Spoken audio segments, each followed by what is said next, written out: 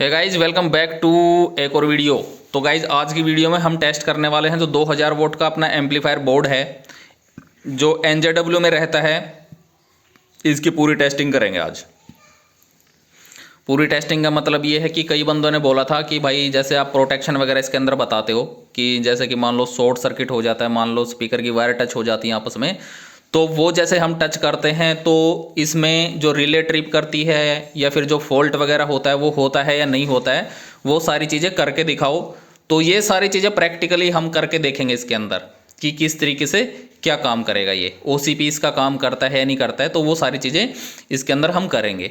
तो यहाँ पे क्या है कि यहाँ पे लगे हुए हैं सारी की सारी, देख सकते हो ये पावर सप्लाई वगैरह ट्रांसफार्मर वगैरह यहाँ पे रखा हुआ है और काफ़ी पुराना है ये पावर सप्लाई वगैरह। तो उस चीज़ को छोड़ दो, रफ एंड टफ तरीके से यहाँ पे सारी चीज़ें टेस्ट करनी पड़ती हैं। तो यहाँ पे देख सकते हो ये है स्पीकर की वायर है, तो यहाँ पे ये स्पीकर रखा हुआ है, 15 इंच का स्पीकर है, साथ में HF भी है यहाँ पे आप देख सकते हो। ठीक है, तो ये है और यहाँ पे लगा रखी है मैंने ऑक्स जो कि मोबाइल के अंदर यहाँ पे लगी हुई है, और ये हैं इसके LED कनेक्टर, ये है सिग्नल के लिए है, ये है पावर की और ये है फॉल्ट की। तो इस तरीके से इसकी हम टेस्टिंग करेंगे आज कि किस तरीके का हिसाब किताब इसका रहता है। ठीक है, तो अभी क्या करते हैं, अभी हम इसको करते हैं ऑन। तो ऑन के लिए हम इसको सॉकेट में प्ले करेंगे। तो यहाँ पे आप देख सकते हो ये जो लाइट है ये ग्लो करेगी अभी। ठीक है, और ये देख सकते हो, तो ये हमारा जो स्पीकर प्रोटेक्शन है ये ऑन हो चुकी है। अभी कोई भी सिग्नल नहीं है इसके अंदर। जैसे अभी हम इसको ऑफ़ करते हैं तो ये ऑफ़ हो गया। तो अब दोबारा से इसको ऑन करेंगे, रेड जल रही है, अभी ग्रीन जल रही है। अभी सिग्नल मैंने बंद कर दिया था तो अब लाइट ये जो ब्लू वाली है ये नहीं जल रही है। तो अभी हम जब इसके अंदर सॉन्ग प्ले करेंगे तो ये जलेगी। तो अभी हम क्या करते हैं, अभी हम इसके अंदर सॉन्ग प्ले करते हैं। ठीक है, सॉन्ग प्ले करके हम इसको देखते हैं कि क्या इसका हिसाब किताब रहेगा।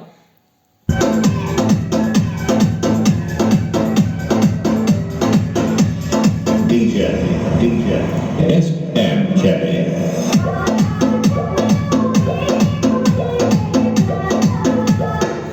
तो यहाँ पे आप देख सकते हो जो साउंड है, एक तो साउंड को आप चेक करना। ठीक है, काफ़ी मज़ा आएगा जब आप साउंड को इसको चेक करोगे ना, ईयरफोन लगा के सुनोगे या फिर वैसे भी सुनोगे तो आपको पता चल जाएगा भाई जो पंच है वो कैसा आ रहा है बोर्ड का। ठीक है, बोर्ड में से आउटपुट कैसे निकल रही है वो आपको पता चल जाएगा। तो इसमें क्या सीन है कि इसका अभी बिना प्रीएम्प और बिना किसी आगे कोई मिक्सर वगैरह के इसको डायरेक्ट मोबाइल से मैं चेक कर रहा हूं, और मोबाइल पे चेक करने के बाद भी इसका जो पंच है वो किस तरीके का आ रहा है वो आप लोग यहाँ पे सुन पा रहे हैं। और जैसे ही इसकी जो आउटपुट है वो तब इंक्रीज होएगी जब हम इसको मिक्सर से चलाएंगे या फिर प्रीएम्प इसके साथ में लगाएंगे। मिक्सर से चलाएंगे तो मतलब ये लगा लो अनबीटेबल चीज़ हो जाएगी ये। और अभी खाली इसके अंदर 6 ओम का ये जो टॉप है एक, ठीक है, इसको लगा रखा है, जबकि अब इसके ऊपर काफ़ी सारे टॉप लगा सकते हो पैरेलल करके। ठीक है, 2 ओम स्टेबल है ये प्रॉपर तरीके से, 1 ओम पे भी आप इसको लेके जा सकते हो। तो अभी हम दोबारा से फिर से सॉन्ग प्ले करेंगे इसको, और इसके अंदर जो स्पीकर की वायर हैं उनको हम शॉर्ट करके देखेंगे कि इसके अंदर कोई दिक्कत आती है या नहीं आती है। ठीक है, तो चलिए प्ले करते हैं। शॉर्ट करते हैं इसको अभी।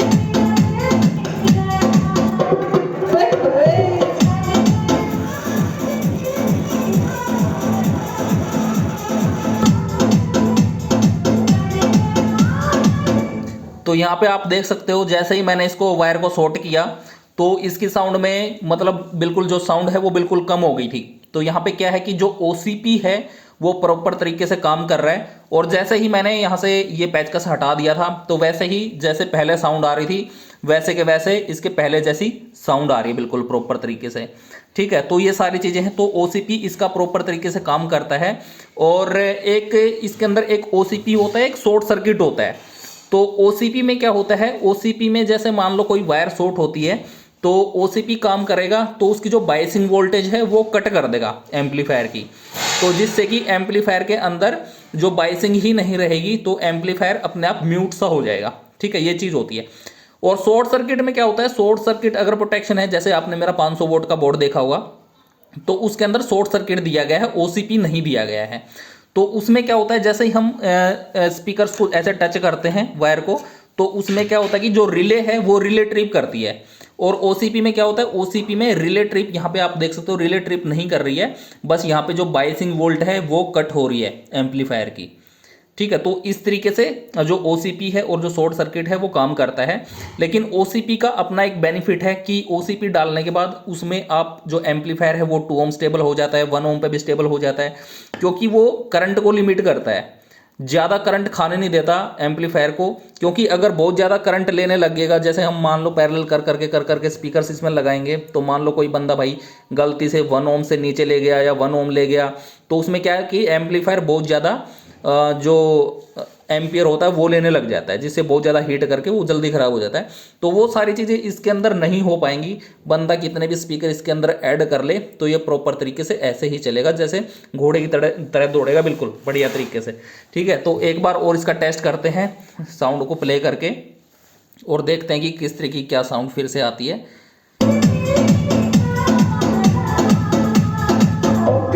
शॉर्ट करके देखेंगे अभी। तो यहाँ पे आप देख सकते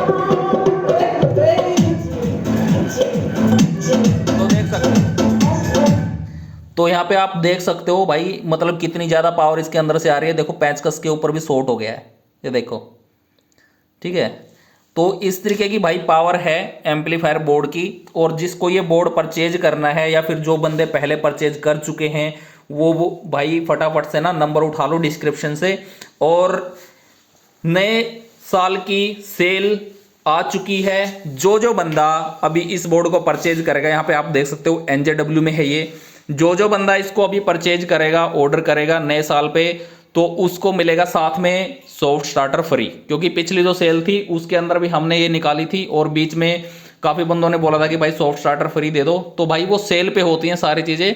और फिर से सेल आ चुकी है, जिसको परचेज करे, जो बंदा ऑर्डर करेगा सॉफ्ट स्टार्टर फ्री मिल जाएगा, या फिर आप एक जो प्रीएम्प है वो फ्री आप ले सकते हो, वो आपकी मर्जी है भाई, सॉफ्ट स्टार्टर लेना है या प्रीएम्प लेना है।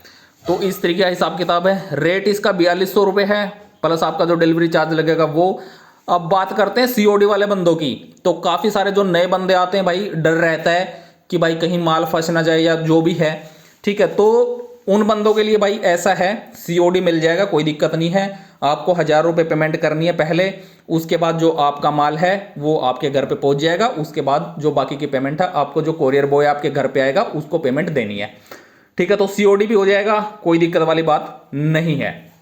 लेकिन जो भाई पुराने कस्टमर हैं, जो रेगुलर हमसे सामान लेते हैं, अब सीओडी के चक्कर में वो भी बोलने लग जाते हैं कि भाई सीओडी करवा दो। तो भाई जब आप हमसे रेगुलर सामान ले रहे हो, आपको सारी चीज़ें पता है, तो आप सीओडी के लिए क्यों रिक्वेस्ट करते हो? ये चीज़ मेरे को समझ में नहीं आती। क्योंकि सीओडी ना करने का मेरा मतलब बस यही होता है कि भाई जो पैसा है ना वो लगभग 15 दिन तक कोरियर वालों में फंसा रहता है। 15 दिन के बाद हमें पैसा मिलता है और फिर उसका जो सीओडी चार्ज है वो भी लगता है। ठीक है, तो आपका सीओडी चार्ज बचेगा अगर आप पहले पेमेंट करोगे तो पूरी। बाकी जो जिसको सीओडी भी चाहिए तो सीओडी भी मिल जाएगी, कोई दिक्कत वाली बात नहीं है। तो फटाफट से नंबर उठा लो, डिस्क्रिप्शन से कॉल करो, मैसेज करो, जिसको जो करना है। रेट भी मैंने आपको बता दिए हैं और जो परचेज, जिस तरीके से आपको परचेज करना है वो भी मैंने आपको बता दिया है कि भाई परचेज करने का क्या प्रोसेस है। ठीक है, जिसको सीओडी करवाना है 1000 रुपये पेमेंट करनी है पहले, और जिसको भाई मतलब पूरी पेमेंट करके जो परचेज करना चाहता है तो उसका तो भाई तहे दिल से धन्यवाद। ठीक है, तो ये है हिसाब किताब इसका। और इसके साथ साथ में 2 और इसके वर्जन हैं, मैं आपको वो भी दिखाना चाहूंगा एक बार। तो यहाँ पे देख सकते हो, ये है 280 5200, तो ये वो वाला है NJW और ये वाला है 280 5200 में। ठीक है, तो ये 5200 में और 2S 1943 में है और वो NJW में है। और एक और वेरिएंट है इसका जो कि C5198 और 1941 के अंदर है। तो तीनों का रेट मैं आप लोगों को एक बार बता देता हूँ। ये है 4200 का, ये है 3800 रुपये का, और जो C5198 वाला है वो है अपना सिर्फ और सिर्फ 3200 रुपये का। तो ये है तीनों का सिस्टम। उसके बाद रहता कि भाई कितनी वोल्ट पे ऑपरेट करवाने हैं बोर्ड।